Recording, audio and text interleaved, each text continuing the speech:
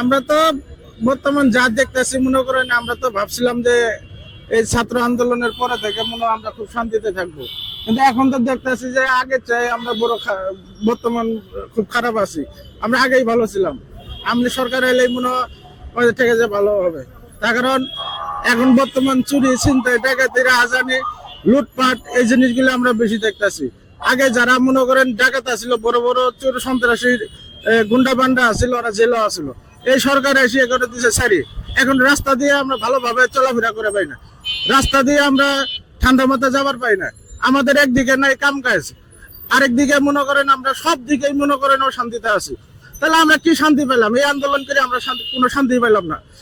আমরা এদের করা উচিত ছিল, যারা এই আন্দোলন করেছে, যারা এই যে জুলাই বিপ্লবের কথা বলে, এদের উচিত আছিল যারা এই আন্দোলনের সবাই জড়িত আছিল, যারা ধরেন আওয়ামী লীগ, বিএনপি, জামায়াত আর অন্যান্য দল, এদের করা উচিত ছিল সংস্কার। সংস্কার কি বোঝায়? সংস্কার মানেটা কি? আমি তো মনে করি যে ভাষাটাই এরা হারায় ফেলাইছে। আগে যেমন মনে করেন গণতান্ত্রিক ভাষা ওরা হারায় ফেলাছিল, এখন মনে করেন এই যে এই সংস্কার মানে এরা বুঝতেছে না। সংস্কার মানে কি? সংস্কার মানে হলো সিন্ডিকেট ভাঙা, সংস্কার মানে হলো গরিব মানুষ কি বলে মানুষের কথা বোঝা, সংস্কার মানে হলো বাজার নিয়ন্ত্রণ করা, সংস্কার মানে হলো চুরি ডাকাতি হাবিজাবি নিয়ন্ত্রণ করা। কিন্তু আমরা দেখেছি আগে 4 লাখ 10 গুণ বেড়ে গেছে গা। এখন চাঁদাবাজি ঠেলা মনে করেন চোখে দেখা যায় না। আমরা গরিব হলেও মনে করেন আমাদের একটা মোবাইল আছে বা বাসাতে একটা টেলিভিশন আছে, আমরা ইউটিউব খুললেই দেখি অমুক জায়গা চাঁদাবাজ, অমুক জায়গা হাঙ্গামা, অমুক জায়গা কলেজ লুট করলো, অমুক জায়গা মানুষের বাড়ি ঘর লুট করলো, অমুক জায়গা মানুষের বাড়ি ঘরে আগুন লাগাই দিল। তাহলে এটা কি দেশ পেলাম আমরা? অযথা আমরা মনে করি যে এই আন্দোলনের পরে থেকে আমাদের গরিব মানুষের হোগার মধ্যে বাস দিছে, আর কোনো কিছুই নাই। এই কলেজগুলো যে লুট হইলো, অযথা কি হলো? এই যে আপনার এই যে ভ্যাট বাড়ায় দিল, আগে আসলে 7%, এখন করছে 15%। তাহলে আমাদের গরিবের কোন লাভ?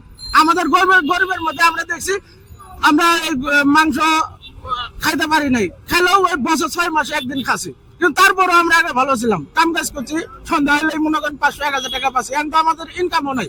আগে আমাদের গরিব মানুষের মাছ আসলো পাঙ্গাস, পাঙ্গাস খাচ্ছি 90 টাকা 100 টাকা। এখন ওই পাঙ্গাস মাছ খাওয়া লাগে আপনার 150, 200, 250 টাকা।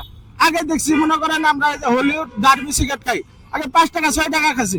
এটা প্যাকেট প্রতি আমাদের 40 টাকা ভাড়া দিয়ে লাগে। তাহলে আমরা কি শান্তি পেলাম? আমাদের জনগণের ভোগান্তি ছাড়া আর কোনো কিছু না। আমাদের জনগণের কথা কেউ চিন্তা ভাবনা করে না, যে কোনো সরকার দেখছি। তারপরে আমরা মানে এই যে দেশের মধ্যে যে একটা বড় একটা আন্দোলন হইলো, বা যারা 16 বছর ক্ষমতা ছিল তাদেরকে দেখেও তো তারা যে পলায় গেল, বা তাদেরকে যে এই পরিস্থিতি করলো, কিন্তু করিও তো এরা ভালো হওয়া দরকার, এরা আমাদের জনগণের কথা বোঝার দরকার ছিল। কিন্তু তারপরও আমরা দেখতেছি যে আগের চাই আরো বেশি খারাপ হয়ে গেছে। আমাদের ভাই গরিব মানুষের কথা ভাই কেউ মূল্যায়ন করে না। এবং কি আমরা এই জন্যই সরকারের যে কোনো সরকারের সমালোচনা করি যে যদি আমরা গরিব মানুষ বা সাধারণ মানুষ আমরা এই দেশের জনগণ যদি ভালো থাকি, অবশ্যই সরকারের কথা ভালো বলো। কিন্তু আগে যেহেতু মনে করেন সব দিক দিয়ে একটু আসলাম, ওই জন্যই আমরা মনে করেন কিছু বলি যে আমরা আগে ভালো ছিলাম। কিন্তু এখন বলি না কৃষক, এখন আমরা সব জায়গায় দেখি যে মনে করেন লুটপাট, চুরি ছিনতাই আর রাস্তার অবরোধ। যে কোনো একটা মানে কথা কাটাকাটিও যদি বাজে, আপনার রাস্তা ব্যারিকেড দিয়ে মনে করেন আপনার আমাদের জনগণের ভোগান্তি করে। সেদিন আমি সংসদ ভবন থেকে আজিমপুর, নিউ মার্কেট আজিমপুর হাঁটিয়ে এসেছি, 2 ঘন্টা 3 ঘন্টার মতো আমার হাঁটিয়ে আসা লাগছে। কেন? তাহলে আমরা এই আন্দোলন করে কোন লাভ পেলাম? অতএব আমরা কোনো লাভই পাই নাই। আমরা আমাদের কথা মানে কোনো মূল্যায়ন নেই। আমার এই দেশের জনগণ, এই সাধারণ মানুষ, এই গরিব মানুষের কথার কোনো জনগণে নেই, কোনো দামই নাই। যারা রাজনীতি করে, যারা কি করে, তাদের কথাই সবকিছুরই দাম থাকে। তারা দেখা গেল যে লুটপাটের সাথে জড়িত, তারা সব জিনিসের সাথে জড়িত। আমরা তো মনে করেন কারো মাথায় বাড়ি দিবার পাই না, আমরা তো কারো ঠেক দিবার পাই না, আমরা তো রাস্তার অবরোধ করে পাই না যে তুমি সিগারেটের দাম কমাও, তুমি এই যে বাজারের নিত্যপণ্যের দাম কমাও।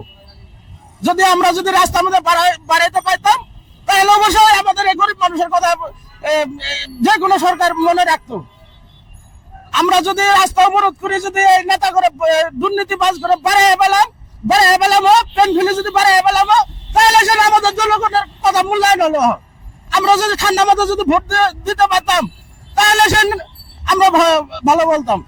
আগেও যা দেখেছি এখন তো তাই দেখতে লাগছে।